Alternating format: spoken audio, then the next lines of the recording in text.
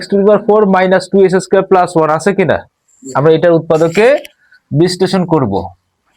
x দিলাম, তার উপরে স্কোয়ার দিলাম, তার উপরে আবার স্কোয়ার দিলাম, 2 দুগুণা কত হয়? 4। তাহলে x⁴ টাকে ভেঙে নিলাম, মাইনাস 2s² দিলাম, 1 দিলাম। মনে করবা যে এটা a, তা 2a, আমি 1 টাকে পরে দিই, তাহলে বুঝতে তোমাদের সমস্যা হবে না। 1 এর উপর স্কয়ার দিলে কত হয় বাবা? 1 হয় না? মনে করবা যে এটা a, 1 হচ্ছে b, তাহলে a স্কয়ার মাইনাস 2ab হয় কি না? তাহলে a square minus 2ab plus b square. সূত্রের মধ্যে কি পড়ে? a square minus 2ab plus b square. এরকম আসে না? এরকম আসে না? গুড, এরকম কিন্তু আসে। তাহলে আমরা কি লিখতে পারি সূত্রটা? a minus b whole square, a minus b whole স্কয়ার। তাহলে a কোনটা? এটা a মাইনাস b হোল স্কয়ার লেখা যায়। আচ্ছা গুড।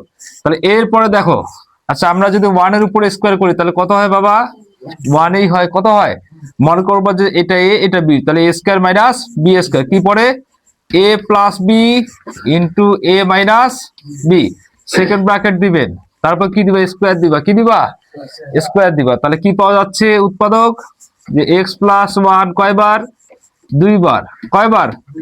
স্কয়ার মানে 2 বার, আর x মাইনাস 1 কয়বার? 2 বার। গুড, এইটা হচ্ছে আমাদের রেজাল্ট।